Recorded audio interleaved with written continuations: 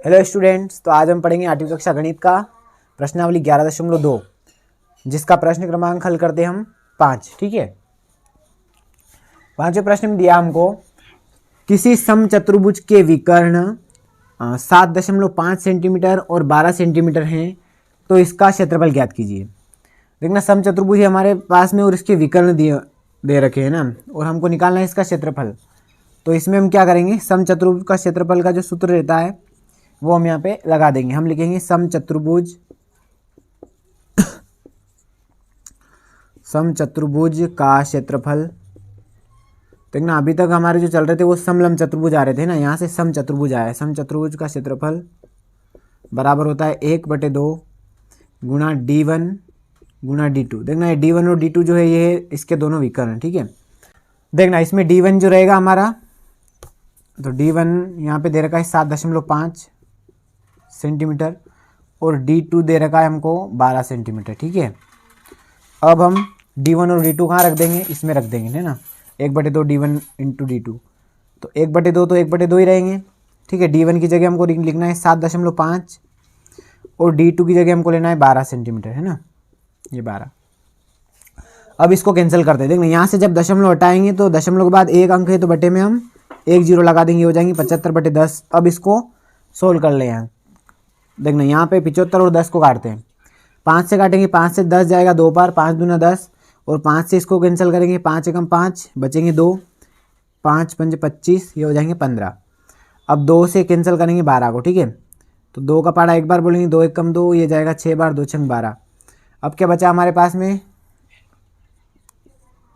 2 से कटेंगे 6, 2 एकम 2, 2 तिया 6, बचा क्या हमारे पास में 15 गुणा 3, और 15 का जब 3 में गुणा करेंगे 15 तिया 45, तो 45।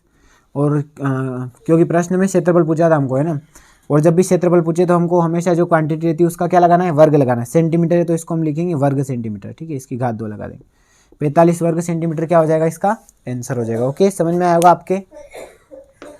समझ में आया तो लाइक जरूर करें और स्क्रीनशॉट लेना है इसका। ओके, ठीक है, तो अब हम प्रश्न क्रमांक 6 हल करते हैं ना।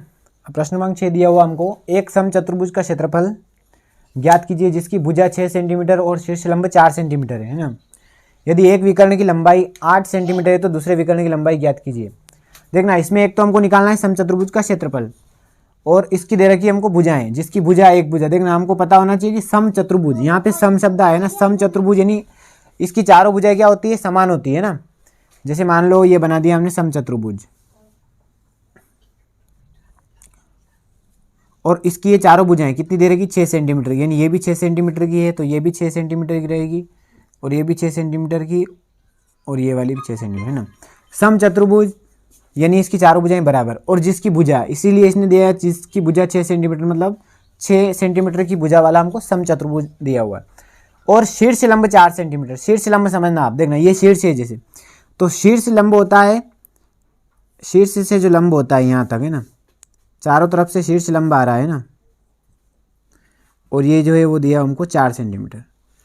शीर्ष लंब जो है वो 4 सेंटीमीटर है, तो इसको भी लिख देते हैं हम 4 सेंटीमीटर ना। इधर से भी 4 है, ये वाली भी 4 है, ये भी 4 है और ये भी 4 है। लेकिन अभी इसने दिया कि हमको यदि एक विकर्ण की लंबाई 8 सेंटीमीटर है। देखना, मान लो हम ये वाला विकर्ण ले लेते हैं, ऊपर वाला। ठीक है, एक विकर्ण की लंबाई 8 सेंटीमीटर है तो दूसरे विकर्ण की लंबाई ज्ञात कीजिए। और विकर्ण क्या है, विकर्ण यही है जो इसके अंदर बने हुए हैं। यूं तो वैसे हमको पता चल रहा है कि 4-4 सेंटीमीटर का विकर्ण है, यानी टोटल 8 सेंटीमीटर का विकर्ण हो रहा है टोटल, है ना।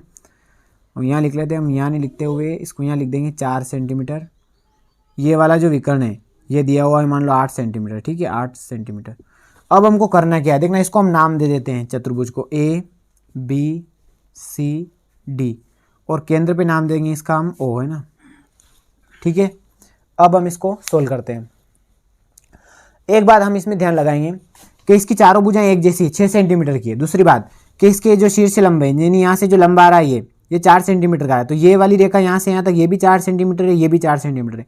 और जो ये त्रिभुज बन रहा है ऐसा वाला, है ना, AOD जो त्रिभुज बन रहा है AOD, ऐसे सेम टू सेम इसके अंदर 4 त्रिभुज बन रहे हैं। जैसे ये इधर भी बन रहा है OCD, इधर भी बन रहा है OBC, और इधर भी बन रहा है ABO। ठीक है, तो ये चारों त्रिभुज एक जैसे, मतलब इनका क्षेत्रफल भी बिल्कुल बराबर आएगा। अगर हम एक त्रिभुज का क्षेत्रफल निकाल लें, जैसे मान लो उदाहरण के लिए अगर इसका आया 15, तो हम 15 में डायरेक्टली हम 4 का गुणा कर देंगे तो चारों का आ जाएगा, मतलब टोटल जो है ये आकृति बनी हुई इसका क्षेत्रफल आ जाएगा। 15 चौके 60 होते हैं ना, तो वैसे 15 होगा क्या होगा वो तो हम हल करेंगे तो आएगा ही सही, जो भी आएंगे ना। हम यहाँ पे लिखते हैं इसके अंदर त्रिभुज का क्षेत्रफल निकालेंगे। त्रिभुज, या ऐसा लिख लेते पहले, समचतुर्भुज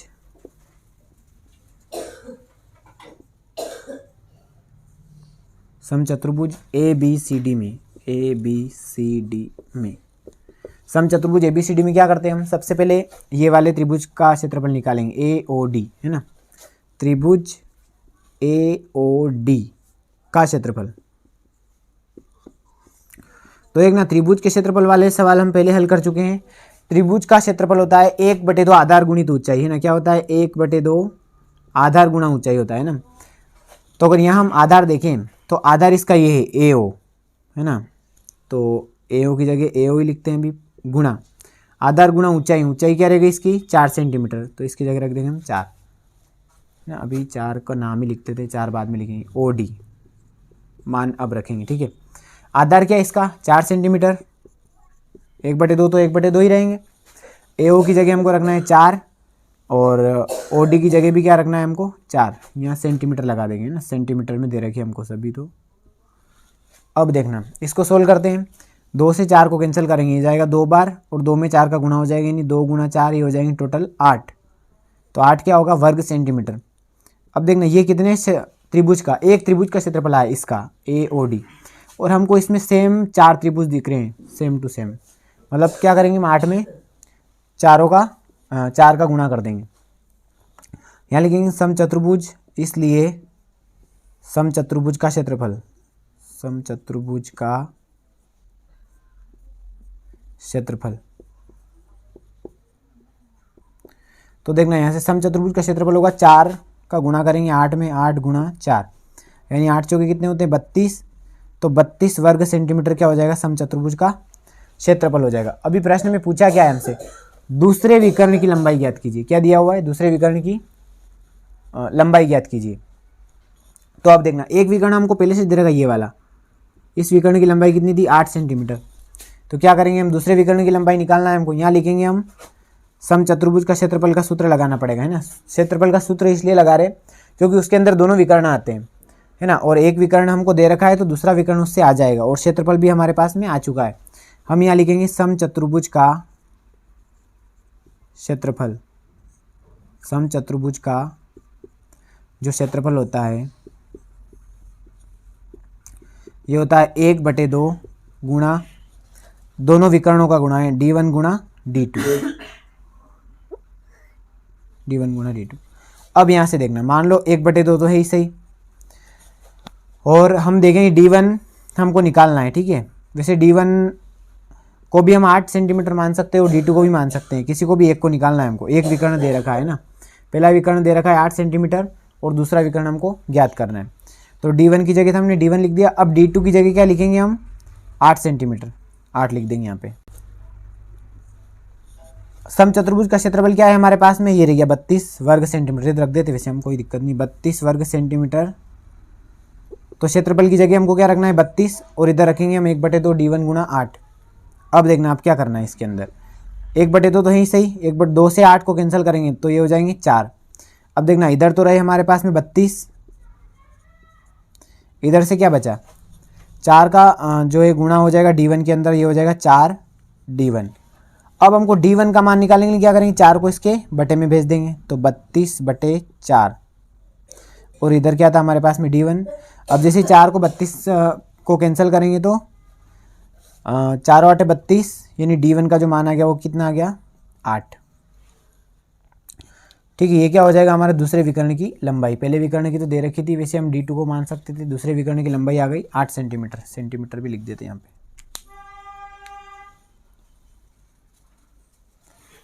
ठीक है, तो इस प्रकार हमने प्रश्न क्रमांक 2 को भी 6 को भी हल कर लिया है। इसमें क्या किया हमने, समचतुर्भुज दे रखा था जिसकी लंबाई 6 सेंटीमीटर, तो हमने सबसे पहले समचतुर्भुज बनाया एक, उसकी चारों भुजाएं बनाई 6 सेंटीमीटर की। उसके बाद इसमें दे रखा था कि एक विकर्ण की लंबाई 8 सेंटीमीटर, और शीर्ष लंब जो है वो 4 सेंटीमीटर। शीर्ष लंब यानी शीर्ष से जो आने वाले लंब है, चारों तरफ से शीर्ष दे रखी ना, तो शीर्ष लंब की जो लंबाई दे रखी थी वो कितनी दे रखी थी हमको 4 सेंटीमीटर। हमने यहाँ पे 4 रखा और एक विकर्ण दे रखा था 8, तो उससे पहले हमने इसका क्षेत्रफल निकाला। क्षेत्रफल का सूत्र लगा के हमने दूसरा विकर्ण भी निकाल लिया। ठीक है, समझ में आया होगा आपको, स्क्रीनशॉट लेना इसका। ओके, ठीक है। तो अब हम प्रश्न क्रमांक 7 हल करते हैं। किसी भवन के फर्श में समचतुर्भुज के आकार की 3000 टाइलें हैं और इनमें से प्रत्येक के विकर्ण 45 सेंटीमीटर एवं 30 सेंटीमीटर लंबाई के हैं। तो 4 रुपये प्रति वर्ग मीटर की दर से इस फर्श को पॉलिश करने का व्यय ज्ञात करना है। देखना यहाँ पे फर्श दिया हुआ हमको, फर्श में जो टाइलें लगी हुई है वो जो है समचतुर्भुज के आकार की लगी हुई है। टोटल टाइलों की संख्या यहाँ पे 3000 टाइलें हैं और इनके दो, इस टाइल का विकर्ण दे रखा हमको 45 और 30। देखना ये क्यों दे रखा है, क्योंकि इससे हम क्षेत्रफल पता कर सकते हैं। 45 और 30 से समचतुर्भुज का क्षेत्रफल निकाल लेंगे। जब एक टाइल का क्षेत्रफल आ जाएगा, मान लो ये एक टाइल का क्षेत्रफल हमने निकाल लिया, तो ऐसी 3000 टाइलें लगी हुई है ना, घर फर्श में लगी हुई रहती है ना टाइलें जैसे हमारे, तो इस प्रकार से टाइलें लगी हुई है। तो इसमें एक टाइल का अगर हम क्षेत्रफल निकाल लें तो हम उसमें 3000 का गुणा कर देंगे। क्या कर देंगे, तो 3000 का गुणा करेंगे तो टोटल क्षेत्रफल आ जाएगा, टोटल एरिया आ जाएगा, पूरा फर्श निकल जाएगा। उसके बाद में हम सेंटीमीटर है तो उसका 4 रुपये प्रति वर्ग मीटर की दर से इसको पॉलिश कराने का व्यय ज्ञात कर लेंगे। ठीक है, तो हम लिखेंगे इसमें सबसे पहले समचतुर्भुज का विकर्ण।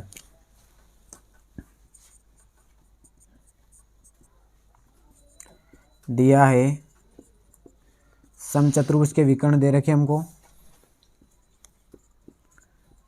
समचतुर्भुज के विकर्ण। देखना विकर्ण दे रखे D1 और D2।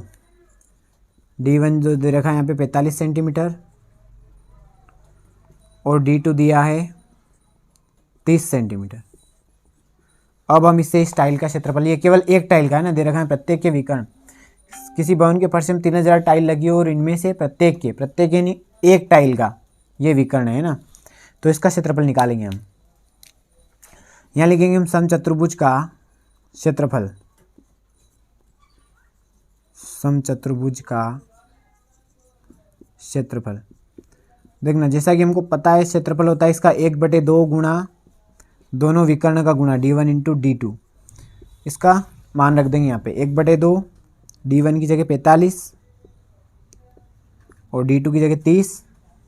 अब इसको यहाँ से सोल्व करते हैं, 2 से 30 को कैंसिल करेंगे, ये जाएगा 15 बार, 15 दूनी 30 और 15 का हम गुणा करेंगे 45 के अंदर। ठीक है, 45 गुणा 15। देखना इसका गुणा करते हैं, पहले 15 गुणा 5 में करेंगे, 15 5 75 के 5 हासिल के आएंगे 7, 15 चौके 60, 60 में 7 जोड़ेंगे बन जाएंगे 67। तो इसका क्षेत्रफल आया 675 वर्ग सेंटीमीटर। अब देखना जैसा कि अभी हमने देखा था कि ये केवल एक टाइल का क्षेत्रफल आया, अभी बहुत सारी टाइलें ऐसी 3000 टाइलें लगी हुई है, हमको पूरा फर्श ज्ञात करना है। क्या करेंगे हम, इसमें एक टाइल का निकाल लिया तो इसमें हम 3000 का गुणा करेंगे, तो ये एक टाइल का जो है क्षेत्रफल आया अभी हमारे पास में। हम लिखेंगे फर्श का क्षेत्रफल, फर्श का क्षेत्रफल।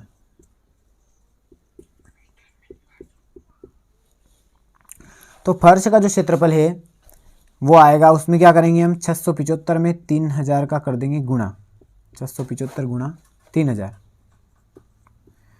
देखना ऐसा क्यों कर रहे हैं, क्योंकि एक टाइल का क्षेत्रफल, एक टाइल के क्षेत्रफल में जब 3000 का गुणा कर देंगे 3000 टाइल का क्षेत्रफल आ जाएगा टोटल। क्या करेंगे, हमको केवल 3 का गुणा करना है, इसमें जीरो तो हम ऐसे ही लगा देंगे, 3 0। 3 का गुणा 5 में करेंगे तो ये जाएगा 3 5 15 के 5 हासिल का बचेगा 1। 3 का गुणा 2 7 में करें, 3 7 21 और 1 22 के 2 हासिल के फिर 2, फिर 3 6 18, 18 और 2 हो जाएंगे 20। टोटल हो जाएगा ये इकाई दाई सैकड़ा हज़ार 10,000 लाख 10 लाख 2,25,000, 2,25,000 वर्ग सेंटीमीटर जो हो जाएगा पूरे भवन के फर्श का क्षेत्रफल। अब हमको करना क्या है, 4 रुपये प्रति वर्ग मीटर की दर से। देखना यहाँ पे ध्यान लगाएंगे, यहाँ पे वर्ग मीटर दिया है, यहाँ पे सेंटीमीटर हमको नहीं दिया है, इसलिए पहले जो सेंटीमीटर है इसको हमको बनाना पड़ेगा मीटर में कन्वर्ट करना पड़ेगा। उसके बाद में हम फर्श को पॉलिश कराने का व्यय ज्ञात कर सकते हैं, क्योंकि यहाँ पे सेंटीमीटर दे रखा है और यहाँ पे वर्ग मीटर दे रखा है। तो पहले क्या करेंगे, इसको मीटर में बदलते हैं। तो मीटर में बदलने के लिए क्या करेंगे, देखना हमको पता है, यहाँ लिख देते हैं हम, चूँकि 1 मीटर बराबर 100 सेंटीमीटर। 1 मीटर में कितने सेंटीमीटर होते हैं, 100 सेंटीमीटर होते हैं। तो अब यहाँ पे वर्ग लगा हुआ है, और वर्ग लगा हुआ है तो यहाँ 100 का भी हमको वर्ग ही लगाना पड़ेगा। क्या करेंगे ये 2 0 2 5 0 0 0, इसको हमें भाग लगाना पड़ेगा 100 के वर्ग से, यानी 100 गुणा 100 से। अगर यहाँ पे वर्ग नहीं होता तो हम केवल एक बार लगा दे, अगर केवल सेंटीमीटर होता तो सिर्फ एक बार ही हमको इसका 100 का भाग लगाना था। अब देखना 4 बार 0 है तो 1 2 3, 3 0 से तो 3 0 हो गए कैंसिल, बचा क्या 2025/10। देखना 2025/10 बचे, तो इसमें करेंगे क्या हम, बिल्कुल डायरेक्टली सोल्व करना है, इसको काटना नहीं हमको। अगर 1 0 है बटे में तो हमको सिंपली एक अंक छोड़ के दशमलव लगा देना है, बराबर क्या आ जाएगा इसका उत्तर 202.5। अगर बटे में 10 है 100 है, एक के बाद में अगर 0 है तो जितने 0 है उतनी संख्या ऊपर से हमको छोड़ के दशमलव लगाना है। 1 0 है तो 5 को छोड़ के यहाँ पे दशमलव लगा दिया, हो जाएगा 202.5। तो 2.25 क्या आया अभी ये अभी वर्ग मीटर इसका ना, तो 202.5 वर्ग मीटर, ये क्या आया अभी इसका आंसर नहीं आया है ना, ये हमने निकाला इसका क्षेत्रफल वर्ग मीटर में कन्वर्ट किया इसको। अब यहाँ पे 4 रुपये प्रति मीटर की दर से इसको पॉलिश करने का खर्च आ रहा है ना, तो इसमें हम 4 का गुणा कर देंगे, है ना। पॉलिश कराने का व्यय, देखना इधर लिख रहा हूँ मैं, ये पॉलिश कराने का व्यय यहाँ लिखते हैं, ठीक है, पॉलिश कराने का व्यय।